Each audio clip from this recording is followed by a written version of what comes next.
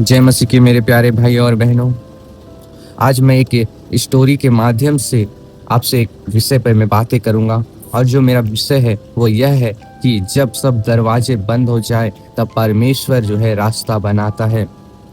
एक छोटे से गांव में एक युवक रहता था। सपोज उसका नाम राहुल था।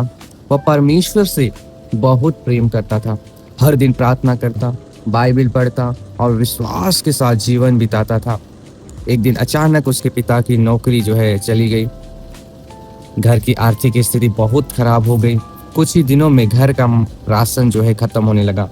राहुल ने कई जगह नौकरी के लिए ट्राई किया, आवेदन किया, लेकिन हर जगह से उसे मना कर दिया गया।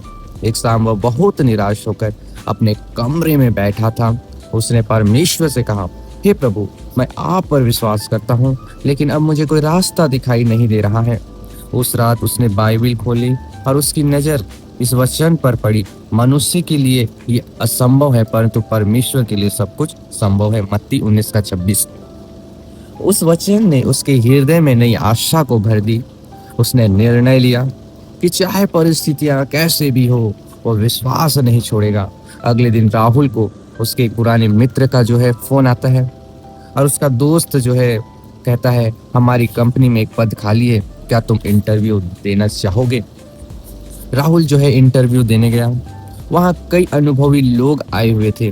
उसने लगा कि शायद उसे ये नौकरी नहीं मिलेगी, लेकिन उसने इंटरव्यू से पहले एक छोटी सी प्रार्थना की, प्रभु, यदि ये आपकी इच्छा है तो मेरे लिए रास्ता को खोल दीजिए।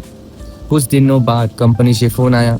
राहुल का चयन हो गया था और जब वह नियुक्ति पत्र लेकर घर पहुंचा तो उसकी माँ की आंखों में आंसू थे। उन्होंने कहा, जब सारे दरवाजे बंद हो जाते हैं तब परमेश्वर अपने दरवाजे खोलता है। उस दिन राहुल ने समझा कि परमेश्वर कभी भी अपने बच्चों को नहीं छोड़ेगा, नहीं छोड़ता है।